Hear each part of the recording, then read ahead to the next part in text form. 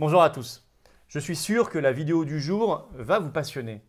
On va se plonger sur le parti du Covid ou le parti covidiste. Ce parti covidiste qui est celui qui fait rage en ce moment en France et dans beaucoup d'autres pays du monde.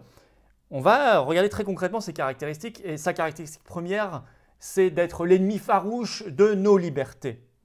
De toutes nos libertés, on va y revenir en détail, y compris de la liberté de la France, la liberté du peuple.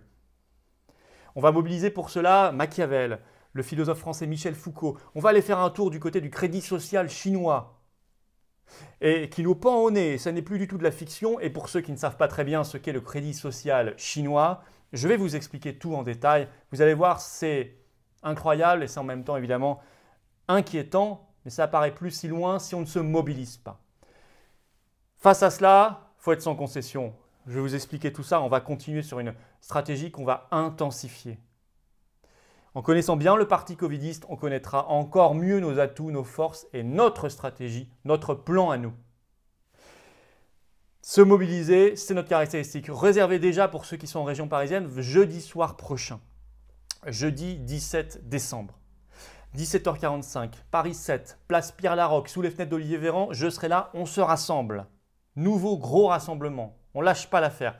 Et en début de semaine, on communiquera sur les autres rassemblements un peu partout en France, toujours à l'initiative des Patriotes, où je vous attends. Cette carte orange d'adhérents aux Patriotes, c'est le passeport contre le parti covidiste. C'est le passeport pour la liberté, donc. Le passeport pour la résistance et pour la France. Rejoignez vos frères et vos sœurs d'armes qui sont déjà dans le combat. Ne restez pas seuls. On vous attend, je vous attends et j'ai besoin de vous. Ça n'est pas un mot de l'esprit, j'ai besoin, nous avons très concrètement besoin de vous, de votre énergie et de votre soutien. Le lien pour adhérer aux Patriotes se trouve en description sous la vidéo, également en commentaire épinglé. Et en fin de vidéo, vous pourrez cliquer directement sur l'écran pour rejoindre les Patriotes. Bienvenue d'avance. Alors effectivement, il faut étudier le combat et l'adversaire, ce parti covidiste, qui se construit fondamentalement en antithèse, en opposition à une notion centrale qui est celle de liberté. Toutes les libertés. Alors j'ai essayé de classifier.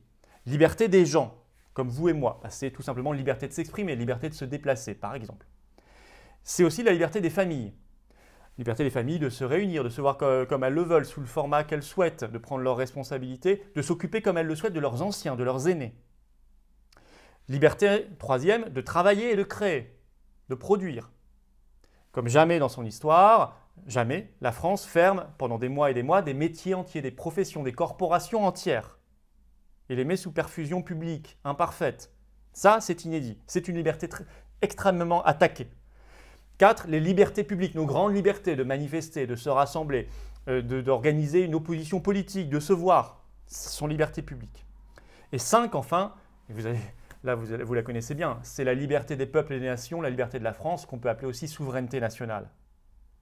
Et dans le cadre de cette souveraineté nationale, notre souveraineté populaire. Ces 5 grandes libertés n'en forment qu'une seule, c'est la liberté, qui est attaquée de front par le parti covidiste.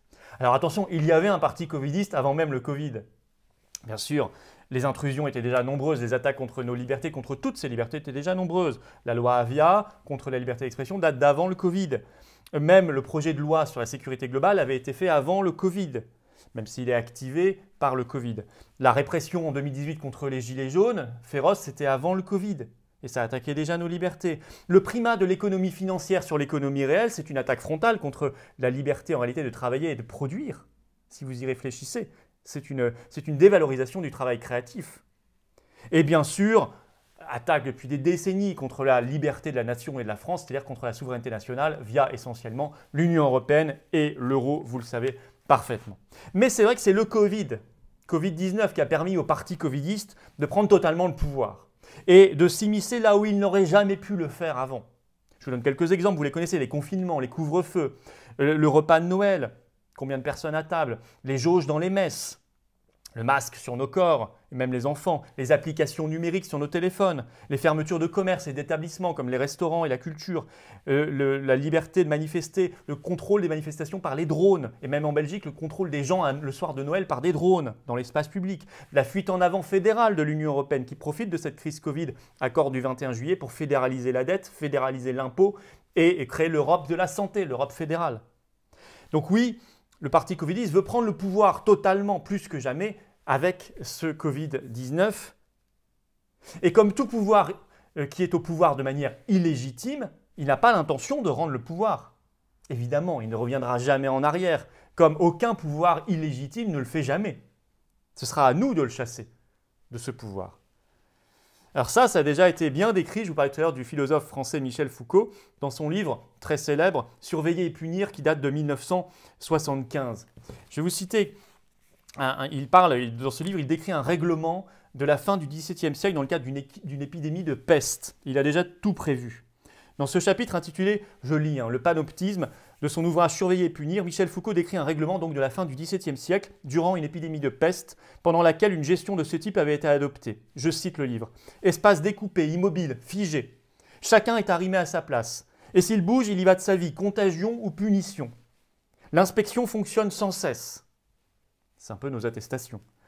L'approche de la population change. Il n'est plus question d'un groupe de lépreux ou d'une population statistique. Chaque individu fait l'objet d'une identification et se retrouve ciblé par l'œil de la surveillance. Le but de cette gestion est l'immobilisation. Foucault cite par exemple le confinement des habitants dans leur domicile, on y est. La surveillance des quartiers par des syndics assignés. La distribution de vivres aux familles par des canaux sans qu'il y ait communication avec les fournisseurs, la fameuse distanciation sociale. Voilà. Vous voyez, ça a été pensé. Ça a été pensé dans une optique politique, parce que le parti communiste, c'est évidemment, je vous l'ai dit, fondamentalement politique. L'oligarchie est politique. Cette crise n'est plus sanitaire, elle est politique. Bon. Alors, on va aussi s'intéresser à une tribune toute récente, publiée le 11 décembre dans le Figaro, d'un certain Olivier Babot, qui est auteur et qui est fondateur de l'Institut Sapiens. C'est très intéressant. Le titre de cette tribune, c'est, je cite, « L'intrusion inouïe de l'État dans nos vies quotidiennes sera-t-elle sans retour ?» C'est une question extrêmement intéressante, celle du retour ou pas, de la permanence de tout cela, du côté irréversible. Alors, j'aurais juste changé un mot dans son titre, j'aurais pas dit de l'État, j'aurais dit du parti covidiste. Pourquoi ? Parce que l'État, c'est une belle idée quand il est bien utilisé, évidemment.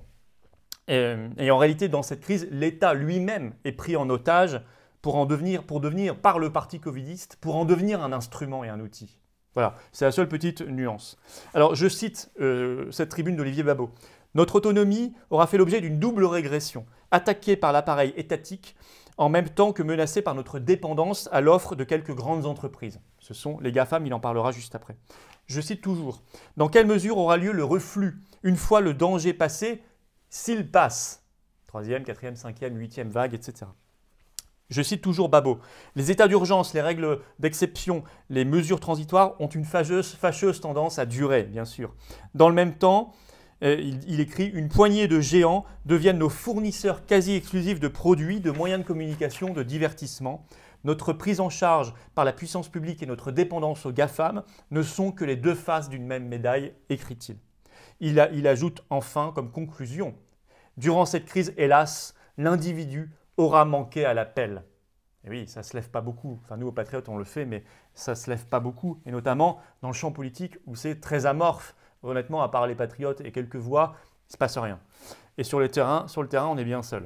On est bien seul, mais il y a du monde qui nous rejoint et bravo à eux. Continuez. Alors là, je vais citer Machiavel. Machiavel qui disait ceci, « La meilleure forteresse des tyrans, c'est l'inertie des peuples. » Soyons plus dans cette inertie.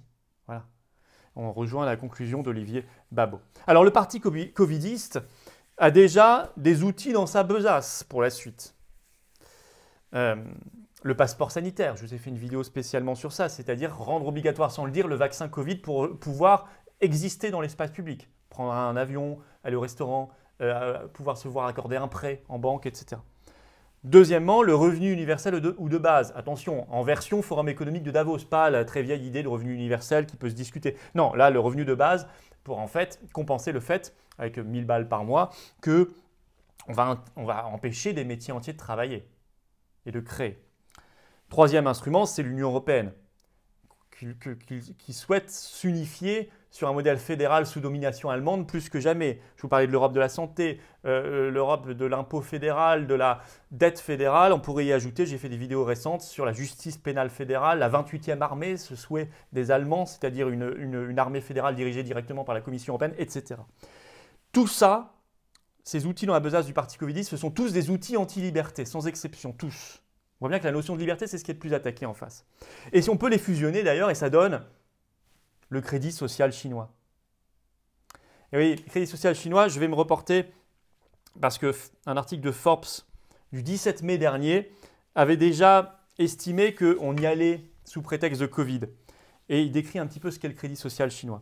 Alors attends, je cite cet article de Forbes du 17 mai, vous pouvez le retrouver facilement, et qui s'appelle « Covid-19, le prétexte d'un totalitarisme numérique ». La tentation est grande de s'inspirer de ces exemples et de mettre en place des dispositifs numériques de surveillance et de contrôle de la population. Sous prétexte de lutter contre la pandémie, les GAFAM font d'ailleurs du lobbying auprès des collectivités territoriales pour vendre leurs services dans ce domaine. Leurs services sont variés, peuvent être combinés entre eux. Vidéosurveillance, reconnaissance faciale et corporelle, objets connectés, capteurs sonores dans les rues et dans les transports, box numérique de reconnaissance vocale, analyse sémantique. Toutes ces technologies peuvent être orchestrées grâce à l'intelligence artificielle et mises entre les mains des autorités policières. En Chine, je lis toujours, depuis l'instauration du crédit social, écoutez bien, la criminalité et l'incivilité ont été fortement réduites. Considérée par certains comme la première dictature numérique mondiale, la Chine s'appuie sur les travaux de Lin Yuniu, ingénieur en chef du projet, pour donner une note entre 350 et 950 à chaque Chinois, chaque citoyen, donc chacun a une note, en fonction de son comportement. Pour lui, ce système est idéal pour éduquer la population et gérer les risques de pratiques déviantes, extrêmes et dangereuses pour la société. Via des milliers de caméras de surveillance, un système de reconnaissance faciale et corporelle, ça rend le système opérationnel pour surveiller tout le monde. Je continue de lire. Partout et tout le temps. Toute infraction est immédiatement sanctionnée, mais le civisme, l'obéissance et la solidarité est aussi récompensée. Un barème très précis est diffusé avec une incitation à la délation et une catégorisation progressive de la population. La note est publique. Votre note est publique entre 350 et 950. Et les citoyens les moins bien notés sont mis au banc de la société, dans une liste noire avec moins de droits. Passeport sanitaire, ça y ressemble. Tandis que les mieux notés sont considérés comme des citoyens d'exception et voient leurs portraits affichés dans les rues comme des modèles. L'accès à l'emploi, au transport, au crédit bancaire ou à certains lieux est conditionné par une note de crédit social suffisante. Ça, c'est la réalité en Chine. Au-delà de la volonté d'améliorer le civisme et de responsabiliser les individus, le crédit social pourrait aussi être utilisé pour supprimer les déviances, la dissidence, la rébellion, la critique ou les comportements jugés comme nuisibles à la collectivité. Il pourrait intégrer des algorithmes de discrimination ethnique, religieuse, politique et sociale. Des personnes qui sont jugées inaptes sont envoyées dans des camps de rééducation où ils apprennent à être de bons citoyens. Vous me direz, il va loin. Non, je décris ce que c'est la réalité et je décris vers quoi je ne veux pas aller. Alors voilà, si on est contre ce parti covidiste et ses projets et cette philosophie, on doit se battre farouchement, frontalement et radicalement, au bon sens du terme, c'est-à-dire aller à la racine des choses, pour les libertés, toutes les libertés que j'ai décrites, des gens, des familles, de travailler, de créer, publiques et de la France. C'est-à-dire se battre pour la liberté avec un L majuscule. Sans aucune concession, ni sur le fond, ni sur la temporalité, le calendrier. Il faut tout de suite, on n'est pas là pour récupérer des miettes.